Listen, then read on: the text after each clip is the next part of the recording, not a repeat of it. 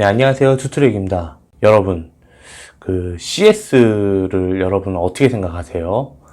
초보 셀러분들 중에서는 지금 CS가 굉장히 즐겁다고 하시는 분들이 계시더라고요. 왜냐하면 자신의 상품에 대해서 관심을 갖고 전화를 주시고 그리고 게시글로서 또 뭔가 커뮤니케이션 하는 이런 부분에 있어서 굉장히 재밌다고 하세요. 그런데 재밌는 건 딱 2주 정도예요. 네, 한 달 정도가 지나가면은 굉장히 많이 힘드실 거예요.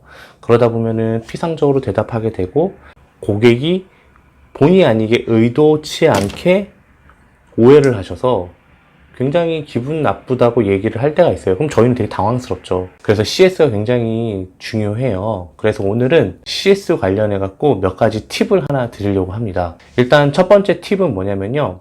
사실 제가 처음에 쇼핑몰을 시작할 때만 하더라도 대부분 전화를 주셨어요.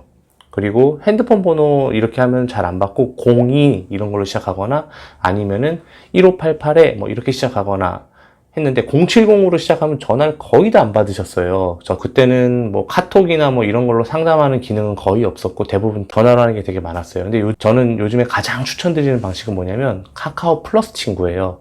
예, 이 카카오 플러스 친구를 중간에 상품 상세 페이지 중간에 넣으시게 되면 아주 좋은 점이 있어요. 일단은 실시간으로 거의 채팅을 핸드폰으로 바로바로 가능하고 조금 더 물어볼 때 접근성이 더 좋은 것 같아요. 가장 중요한 건 뭐냐면 어쨌든 간에 고객 풀이 확보가 되잖아요. 단체 문자도 보낼 수 있고요. 그리고 내가 만약에 신제품이 나왔을 때도 그걸 홍보하기도 되게 편하고요. 내가 만약에 독립몰을 만들었을 때 그 고객 풀을 다 끌고 갈 수가 있어요. 하지만 스마트 스토어에 있는 그런 고객들을 끌고 가기에는 어뷰징이나 뭐 이런 부분에 좀 염려가 되는 부분이 있잖아요. 카카오 플러스 친구를 상품 상세 페이지 중간에다가 넣어갖고 고객 풀을 관리하라고 말씀드리고 싶어요. 채팅을 하다 보면은 사실 욕을 하거나 모독을 하거나 가족의 안부를 물어보는 일은 거의 없습니다. 기록에서 남잖아요. 그쵸? 내가 무슨 말 했는지 다 남잖아요. 그런 경우가 거의 없어요. 카카오 플러스 친구를 추천해드리고 싶고 저희도 그렇게 해서 꽤 많은 인력 풀을 모았어요. 고객 풀을 모으다 보니까 뭔가 홍보를 할 때 너무 좋은 거예요. 아, 배송비 할인해준다, 많이 사세요 라고 홍보를 한 번에 뿌릴 수 있어요. 물론 그만큼 편한 서비스는 없는 것 같아요, 제가 볼 때는. 그러면은 이런 간단한 팁을 드렸고요. 돈가 사장님의 그런 고충을 어떤 게 있었는지 한번 들어볼게요. 네. 네, 안녕하세요. 돈가입니다. 오늘 제가 이렇게 또 혼자 영상을 키게 된 이유는 사실은 판매 도중에 고객 응대와 관련해서 한 가지 문제점이 생겨가지고 이제 투트랙 형님에게 질문을 해보고자 이렇게 영상을 혼자 키게 됐습니다. 사실은 며칠 전의 일인데요. 제가 판매를 하는 도중에 반품 요청이 한 건 들어왔어요. 반품 사유와 어떤 이미지들을 확인해 보니까 제가 원래 정상적으로 출고하던 제품과 전혀 다를 게 없는 제품이었어요. 그러니까 정상적으로 새 제품이 출고된 거죠. 그런데 고객님께서 하시는 말씀은 사용 방법도 모르겠고 어떻게 연결하는지 설치하는지 모르겠다 라고 이렇게 다짜고짜 말씀을 하셔서 저는 이제 말씀을 드렸죠. 제가 이미지를 확인해 보니까 제공해 주신 이미지를 확인해 본 결과 제품 자체에 하자는 없다. 원래 정상적으로 출고되던 제품이 나간 거고 정말 제품에 대해서 불만이 있으시다면 그거는 소비자 단순 변심이기 때문에 반품 배송비는 소비자께서 부담을 하셔야 된다.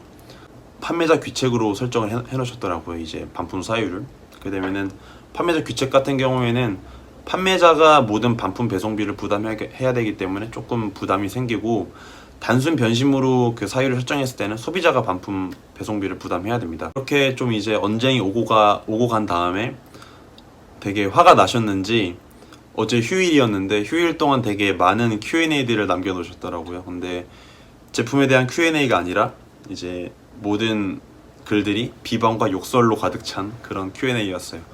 사실 제가 사업을 하면서 이제 5개월 차 조금 접어들었는데 이 정도까지 되게 심한 그런 컴플레인들은 받아보지 못해서 조금 당황스럽더라고요. 그래서 어떻게 하지 정말 오늘 어제부터 하루 종일 고민을 하다가 이제 안 되겠다.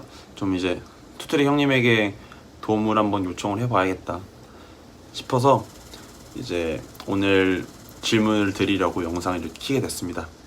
어떤 답변을 주실지 한번 기다려 보도록 하겠습니다. 네. 들으셨죠, 여러분? 어떠셨어요?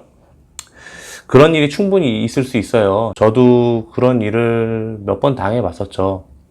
여기서 말씀드리는 이제 두 번째 팁을 드릴게요. 두 번째 팁은 뭐냐면 절대로 고객하고는 싸우지 말으라고 말씀드리고 싶어요. 제가 저희 직원들한테 하는 말 중에 가장 자주 하는 말이 하나 있는데, 모든 고객에게 이익을 남기려고 하지 마라. 때로는 잘못된 거래로 인해서 고객이 불편을 호소할 때도 있다, 이 말이에요. 근데 그때도 그분한테 이익을 취하려고 뭔가 손해를 안 보려는 행위를 하려고 하면은 고객도 잃고 남의 플랫폼에서 장사하는 거잖아요. 스마트 스토어. 그쵸? 대부분 우리 초보 셀러들 자기 독립몰을 가지고 운영하는 사람들 많이 없을 거란 말이에요. 경고 먹게 되고 뭐 안 좋아요, 대부분. 현명하게 하는 게 저는 좋다고 생각을 하는 거예요. 여러분한테도 충분히 일어날 수 있는 일인 것 같지 않으세요? 네, 맞을 거예요. 여러분도 충분히 그런 일이 일어날 거예요. 그러면은 그때 어떻게 대응하실 거예요? 그리고 인터넷에 만약에 악성 댓글로 우리 샵이나 우리 스마트 스토어를 욕하거나 혹은 내 스마트 스토어에 와서 어떤 한 상품에 악의적인 계속 뭐 1대1 문의한답시고 물어봤는데 그게 아니라 악의적으로 계속 안 좋은 글을 달게 되면은 누가 손해일까요? 한 3, 4천 원 아끼려다가 3, 40만 원 손해볼 수가 있어요. 그리고 그런 악영향은 내 정신 건강에도 좋지 않고 그냥 과감하게 버릴 건 버리고 손해볼 건 손해보고 해야 돼요. 모든 고객한테 다 이익을 낼 수는 없어요. 그래서 제가 드리는 말은 모든 고객한테 다 이익을 낼 수 없기 때문에 우리는 어쩔 수 없이 그런 부분을 감내해야 한다는 부분을 말씀드리는 거예요. 제 말에 동조 못 하시는 분들도 계실 거예요. 뭐, 야, 내가 왜 그런 거를, 다 손해를 보면서 해야 해. 뭐, 그럴 수도 있는데, 어쨌든 길어지면 좋지는 않은 것 같아요. 제가 그래서 동환이한테 이렇게 얘기했어요. 동환아, 네가 좀 억울하고 그런 건 알겠는데, 그거는 사실 냉정하게 얘기하면은 네 사정이야. 고객은 몰라. 그냥 죄송하다고 얘기하고 진심으로 사과해. 진심으로 뭐 톡을 하든 전화를 하든 사과를 해. 그러면 사실 고객이 듣고 싶은 얘기는 그냥 사과 한마디일 수도 있는 거야 라고 얘기하고 그렇게 대응을 하라고 했더니 이런 문자가 왔대요. 여기 보시면 제가 문자를 하나 넣어 드릴게요. 결국은 좋게 끝났어요. 뭐 고발을 하겠다는 등, 뭐 하겠다는 등, 신고를 하겠다는 등, 뭐 소비자 보호원에 연락을 하겠다는 등, 뭐 이렇게 얘기는 하지만 그냥 사과 한마디면 끝나요. 그리고 정신적으로 편해지고 그리고 더 큰 손해를 막을 수가 있어요. 뭐 그렇다고 여기서는 중요한 게 고객의 잘잘못을 따지는 게 중요한 게 아니에요. 진짜로.